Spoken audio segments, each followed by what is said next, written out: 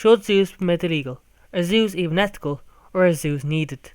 All common questions that arise when the topic of zoos come up in the animal world. Well, them questions is what's going to be talked about in this video.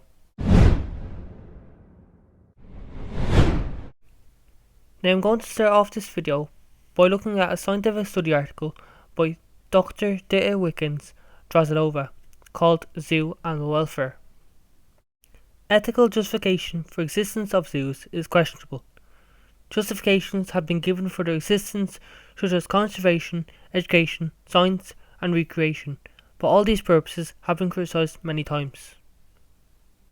Zoos often claim that having healthy, long-lived animals that reproduce is sufficient proof of good care. I believe these three criteria have to be examined more closely, and also that there are other important criteria of zoo animal welfare: natural and abnormal behaviour, freedom and choice, and dignity. All these criteria should play a role in analysing zoo animal welfare and interests. I agree with Dr. Wickens-Drazilová. Ethical justification for existence of zoos is questionable. Justifications such as conservation, education, science and recreation are good, but does not mean zoos claim to do or go by those justifications are good. Exactly one of the reasons they have been criticised many times.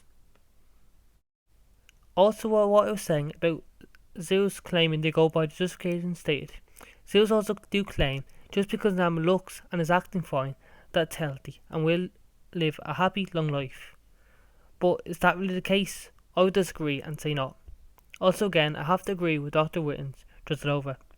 The zoo welfare criteria for a fine or healthy animal is a lot more than going by what way the animal looks like or acts. The important criteria of zoo and welfare as follows, like Dr. Wickens-Drazilová states, are natural and abnormal behaviour, freedom, choice and dignity. It is very true, as she states, all these criteria should play a role in analysing zoo animal welfare and interests, as without the high standards set and met, we would end up with not a fine looking and acting animal, but rather a lethargic, sick animal that's most likely near to death, if not soon down the animal's future.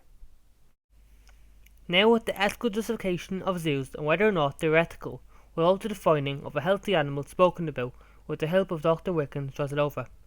Although there still is the main question still have to answer: should zoos be made illegal or are they needed? The rest of the video I'm going to base my opinion on, as whether zoos should be made illegal is rather a distinctive question based on one person's beliefs. Now, to answer the question whether I think zoos should be made illegal or not is no, for all different reasons and for all different requirements and criteria. My opinion is no for all different zoos and how they care for these animals and what they do with these animals while they're in the care of said animals. Now, like most people, there's some types of zoos I'm a total advocate for, and there's some types of zoos I totally despise. Zoos, in my opinion, that should be made illegal are zoos that keep their animals in habitats set below minimum standard of welfare and husbandry. By minimum welfare and husbandry, I mean caring for animals with just minimum basic needs of survival. For example, no enrichment, no variety in the diet, or no chance of being able to exhibit normal behaviour patterns. I'd also like to mention that the welfare and husbandry standards I'm talking about are just a baseline for animals to be kept at, so truly you would expect a zoo to go up and beyond the minimum or baseline welfare and husbandry standards. These are the exact types of zoos that should be made illegal. Most of the zoos only provide them the basic minimum welfare and husbandry needs, as they don't want to lose or waste money on things they think that their animals don't need, but we truly know the standards of welfare and husbandry animals should be kept at. Now, if you think of the opposite of these kinds of zoos, you'll find the good zoos. Zoos to go up and beyond minimum welfare and husbandry and care for their animals, to give them the best and rich lives possible. These are the zoos I support and am a full advocate for. Zoos that give the animals the best and the highest care, welfare and husbandry possible.